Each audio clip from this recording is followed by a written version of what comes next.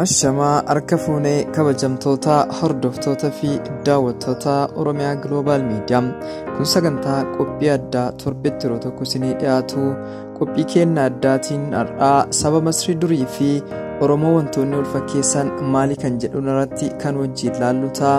Qophicha qopheessuun kan isin wajjin turan Ibsaa Gadaatii hamma dhumaatitti nu wajjin turan affeerraa kennam. Sabni Oromoo saba bal'aa damee Kuush jalatti hammatamudha. Qorannoowwan adda addaa akka ibsanitti horteen Kuush Afrikaa bahaa irraa kaasee hanga Indiyaatti sababa bal'atee turedha. Qorannoowwan tokko tokko saba Masrii durii fi saba Oromoo gidduu wal fakkeenyi aadaa, uffannaa fi afaanii tokko tokko akka jiru nu eeru.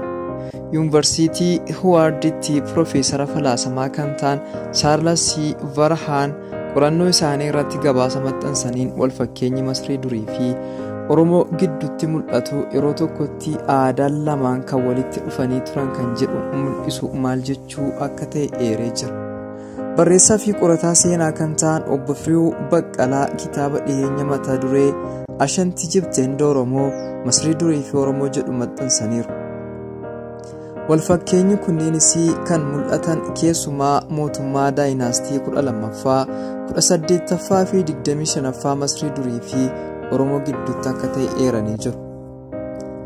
Afaan Masrii durii kanneen waggoota 4000 yookiin 5000 dura turan afaan Masrii ammaa kan heddumminaan dhiibbaa afaan Arabaa qabu wal hin fakkaanne Obbo Firiwuun ni himu.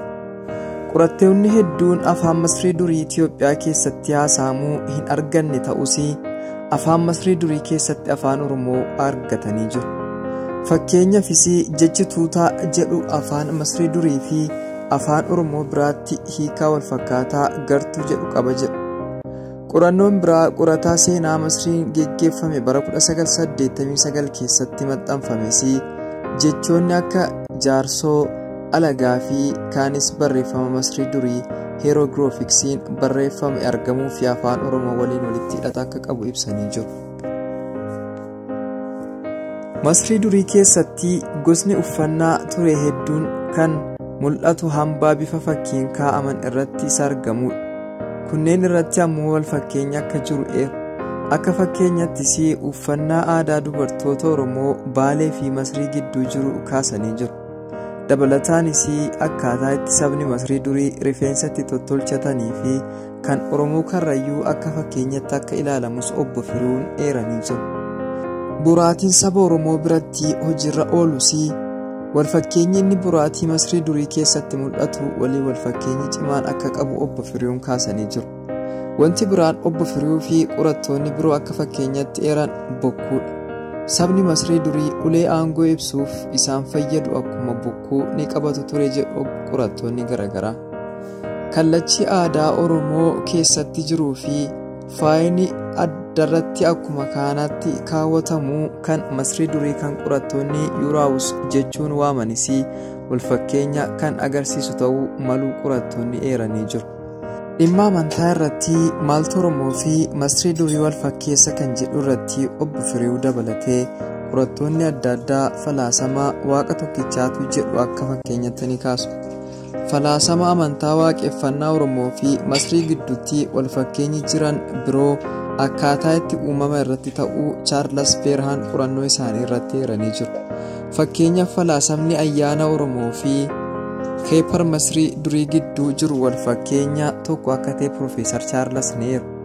Obbo Firiwuu ammoo gama isaaniin amantaa waaqeffataa Oromoo keessatti uumaan waaqa gurraachaa jedhamee waamamuu isaa fi amantaa Masrii durii keessatti ammoo siidaaleen waaqa isaaniif dhaabamu halluu gurraacha dibamuun isaanii wal fakkeenya biraa ibsuu akka danda'u himanii jiru.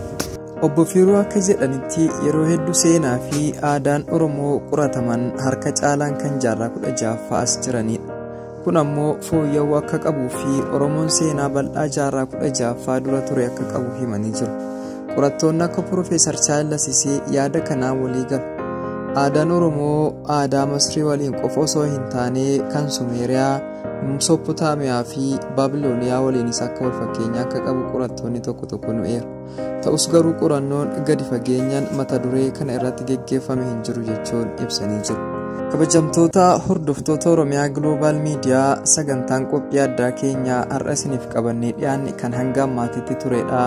Hanga sagantaa birootiin yeroo itti aanu walitti deebinutti sagantaalee Oromiyaa Global Media afaan wajjin turtii gaarii.